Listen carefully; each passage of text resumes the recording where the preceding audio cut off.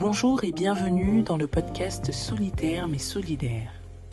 Ce podcast a été créé par des créateurs d'entreprises pour les futurs créateurs d'entreprises qui souhaitent vivre épanouis dans leur business. Autour d'une table, chaque mois, nous accueillerons un créateur d'entreprise qui nous parlera de ses échecs, ses faiblesses, ses obstacles, mais aussi de sa détermination, sa persévérance et de ses réussites. Nous le savons.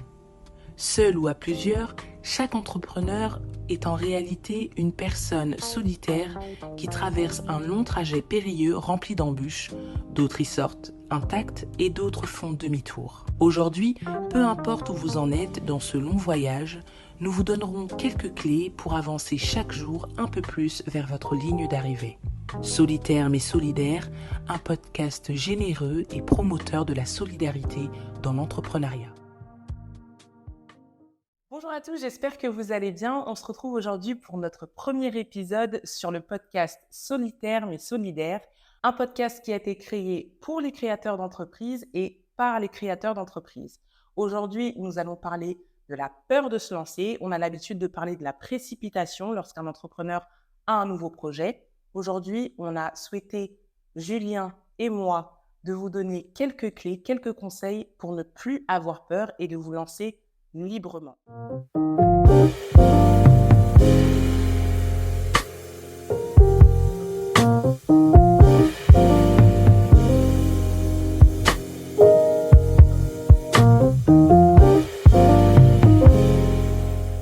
Bonjour Julien. Salut Kézia. Ça va? Très bien, et toi? Oui, ça va super. Alors merci d'avoir accepté cette invitation. Merci pour l'invitation. C'est un honneur de te recevoir aujourd'hui sur ce plateau. Honneur, les grands mots, toujours. Toujours.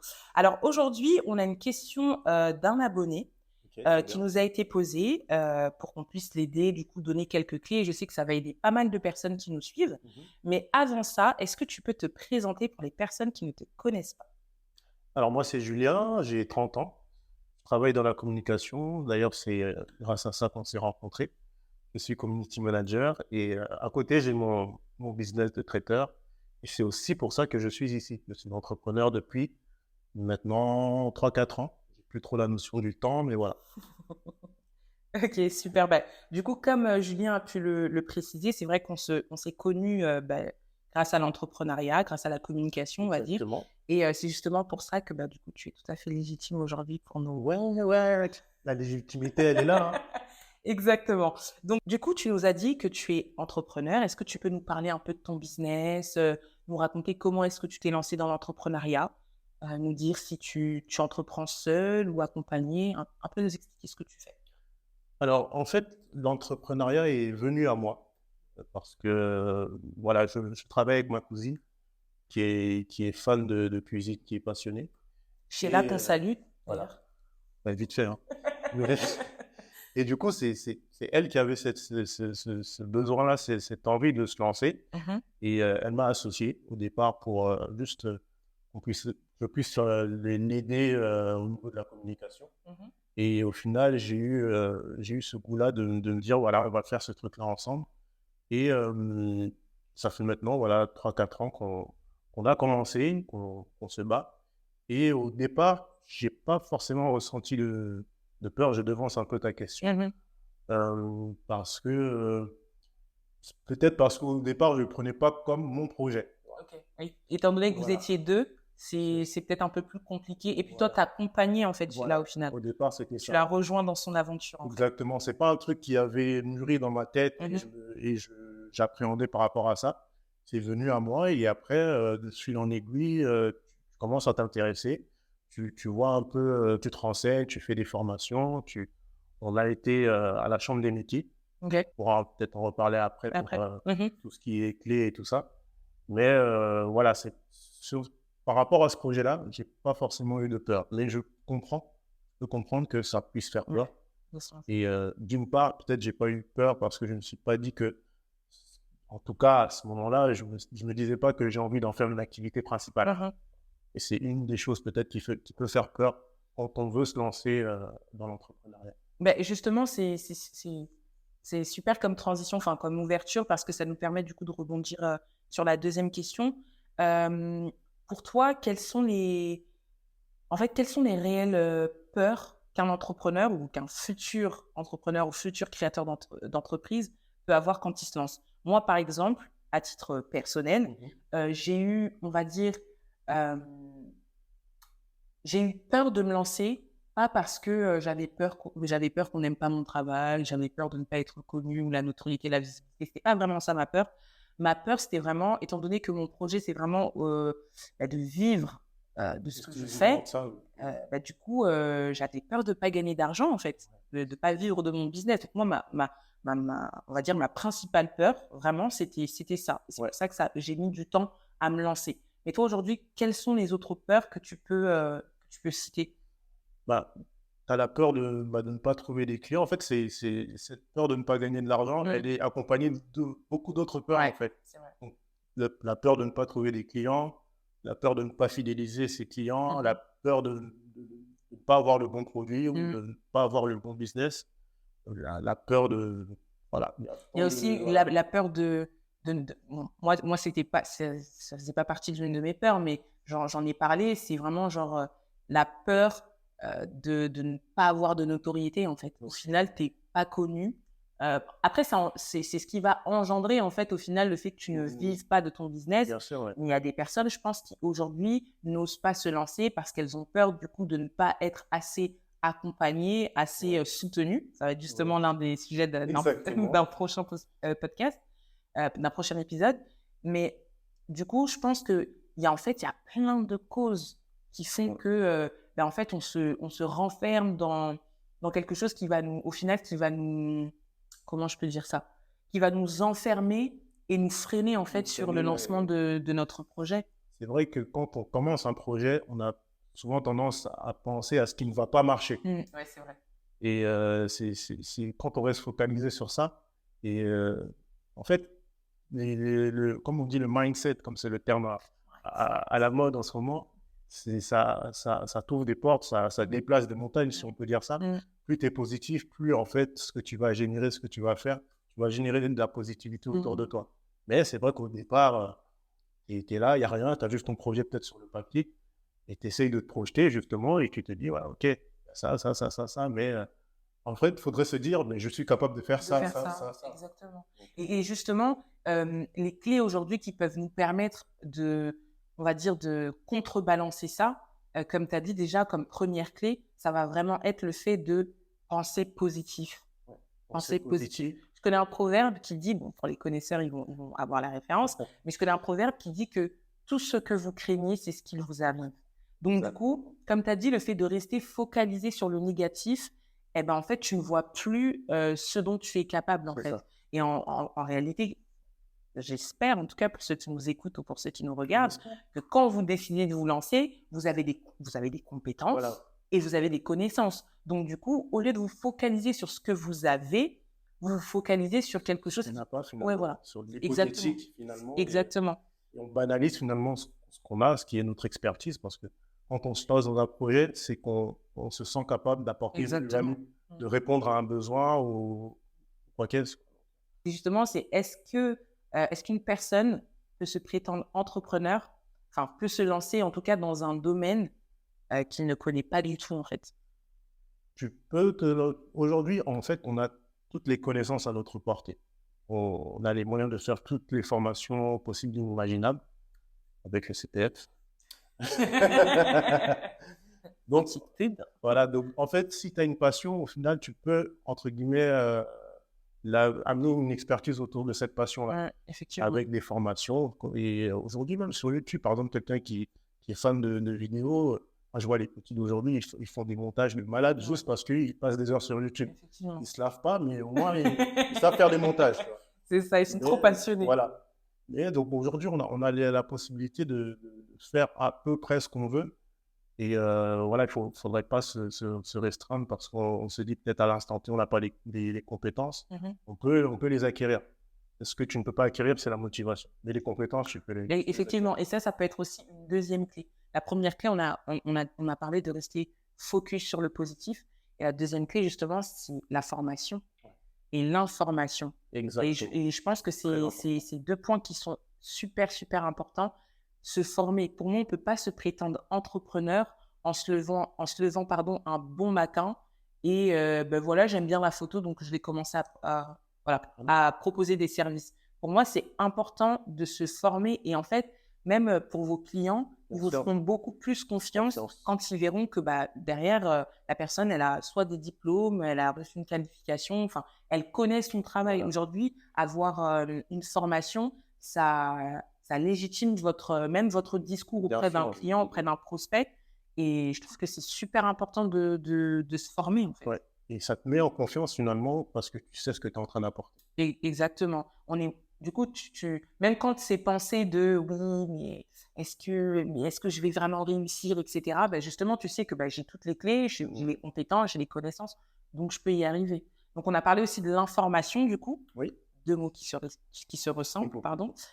L'information, c'est le fait aussi de s'informer sur ce qui existe, les outils qui existent, les organismes qui peuvent vous accompagner aussi. Exactement. Parce que moi, par exemple, je sais que quand je me suis lancée, j'avais aussi peur, tu sais, tout ce qui est quand tu reçois de l'argent, est-ce que je peux l'avoir sur mon compte personnel? Qu'est-ce qu'il faut que j'en fasse? Comment il faut que je cotise? Comment ça marche? Exactement. Et du coup, j'ai appelé l'URSSAF, l'URSSAF propose en fait à chaque entrepreneur un gestionnaire de compte qui va justement vous informer sur La gestion du compte. voilà, justement, les démarches à suivre pour cotiser, quoi. Exactement. Donc, ça fait partie des organismes qui sont en place Ouais. dans ce beau pays qui est la France. Et oui, il y a beaucoup d'organismes. Voilà, pour prendre mon exemple, on a été à la Chambre des métiers. Et pendant une formation de 7 jours, on nous a appris tout ce qui était tous les statuts juridiques, tous les trucs un peu costauds quand même à digérer. Mais c'est important de le savoir. Et après, on nous a fait un accompagnement au niveau du business plan. On nous a fait un accompagnement pour faire un dossier justement de financement parce que c'est possible d'être financé pour son projet. Je crois que le dossier s'appelle coup de pouce, un truc comme ça. Ça dépend des régions. On était en Normandie à ce moment-là. Donc voilà, il y a beaucoup de choses qui peuvent vous aider à vous lancer et peut-être à dissiper aussi cette peur que vous avez de ne pas savoir où vous allez. Exactement. Et je pense aussi que là, du coup, on a aussi parlé d'accompagnement quelque part. Comme tu as dit, il y a beaucoup de structures aujourd'hui ou de nouveaux concepts qui se créent pour accompagner les futurs créateurs d'entreprises. Moi, par exemple, j'ai été accompagnée par ma mission locale quand j'étais en alternance. Et ensuite, quand du coup, j'ai expliqué à celles qui me suivaient que je voulais créer ma propre entreprise, elle m'a mis en relation avec le groupement créateur du Val-de-Marne. Ok. Et en fait, c'est une sorte de structure qui va vous accompagner pendant une semaine aussi. C'est un peu comme Coup de pouce à faire une étude de marché, à vous apprendre à mettre en valeur votre offre ou vos services, etc. Vous aider sur votre business plan et tout. Donc, franchement, c'est super. Et justement, en parlant d'accompagnement, on a parlé justement de ces structures, ces organismes qui accompagnent, etc. Mais je pense que l'entourage aussi a un grand rôle à jouer sur l'accompagnement. Toi, qu'est-ce que tu en penses? L'entourage, je dirais, c'est toujours bénéfique d'être entouré de personnes qui peuvent te pousser dans ce que tu fais. Malheureusement, ce n'est pas toujours le cas. On n'a pas toujours la chance d'avoir des gens qui partagent peut-être cette vision d'entrepreneuriat. Et du coup, eux-mêmes n'ont pas les clés, en fait, justement, pour t'orienter de telle ou telle manière. Mais si vous avez l'occasion d'avoir des gens autour de vous qui sont déjà entrepreneurs, c'est bien aussi de les solliciter. Et justement, aller à des événements tels que les after-work, des conférences, on va dire, je sais pas moi, des salons, c'est des choses aussi qui peuvent vous permettre de rencontrer même des clients et directement de présenter vos projets. Moi, personnellement, j'ai eu 2 clients comme ça. Une fois, je suis allée du coup à l'événement Congo à Paris. On rencontre beaucoup d'entrepreneurs là-bas. Et donc, il y avait une fille que je connaissais qui était à un stand et sa cousine avait une agence de marketing. Et en fait, elle était sur place. Et donc, du coup, quand je suis arrivée, c'est comme ça que la connexion s'est réalisée. Et du coup, j'ai parlé de mon projet. Et ensuite, j'ai travaillé pour cette fille. Pareil, un jour, j'étais dans le train avec un ami. On parlait, du coup, je lui parlais de mon entreprise, etc., comment j'accompagnais les gens, tout ça, mes souhaits pour plus tard, tout ça. Formidable. Et donc, du coup, il y a une dame, en fait, qui était assise derrière nous, qui nous écoutait. Et donc, du coup, et donc, du coup, elle nous écoutait. Et quand on est descendu du train, Du coup, en fait, elle descendait à la même gare que nous, en fait, Ok. même arrêt que nous. Et donc, elle m'a arrêtée, elle m'a dit: «Oui, j'ai entendu ce que vous étiez en train de dire à votre amie. Du coup, je vous laisse ma carte de visite, et cetera». Et c'est Wow. comme ça que j'ai travaillé j'ai C'est travaillé top, ouais. pour elle, quoi. Et donc, je pense que c'est vraiment important, en fait, de savoir saisir des opportunités. Moi, je sais que au départ, j'étais très flemmarde. J'aimais pas me déplacer, j'aimais pas aussi investir parce qu'il y a des événements qui sont parfois payants. Ah, t'es très bon. Ouais, faut Au pas départ, je l'avoue. Non, parce qu'en fait, tu sais, quand tu viens de te lancer, tu gagnes tellement peu d'argent Ouais, c'est vrai que que. tu comptes chaque centime, en fait, tu vois. Donc, c'est quelque chose que j'ai appris après au fur et à mesure qu'il était important d'investir dans notre entreprise. Parce que c'est Euh, soi aussi. ouais, effectivement. Et donc, du coup, il faut savoir investir en soi, investir en son projet et aussi se trouver dans les bons endroits au bon moment. Parce qu'il y a Exactement, ouais. beaucoup de structures, d'entreprises qui organisent justement des événements, je vais appeler ça des événements de connexion professionnelle. Donc, c'est très, très, très, très important. Non, c'est. Je sais pas si toi, tu as une autre clé à apporter. Après, j'appellerais pas ça une clé, mais c'est enfin, juste un conseil. Mm. Moi, il y a un vieux à moi qui me disait, je vais pas citer son nom, j'ai pas envie de faire de la pub. Il me disait que lorsque j'ai envie de faire un projet, si la seule réponse, si la seule chose qui m'empêche de faire ce projet-là, c'est les autres, alors je le fais. Parce que c'est pas la bonne réponse. Alors, c'est une bonne façon aussi de se positionner par rapport à un projet. C'est-à-dire voilà, on place entre guillemets ses besoins, on apporte, on- comment dire, voilà, on peut lister ce qu'on peut apporter, voir les inconvénients, mais si dans ces inconvénients-là, c'est les autres, À quoi bon? il n'y a, y a pas d'inconvénient en fait. Je vois ce que tu veux C'est dire. ce que ça veut dire. Mm. Et j'ai toujours pris ce conseil-là depuis. Et même quand voilà, c'est un peu compliqué, je me souviens de cette phrase-là et ça me fortifie. Donc, Ouais. du coup, je vous la donne aujourd'hui. C'est gratuit. C'est gratuit. Ben moi, justement, aussi, j'aimerais donner aussi un conseil à toutes les personnes qui nous écoutent aujourd'hui et qui nous regardent hein, et qui ont peur de se lancer.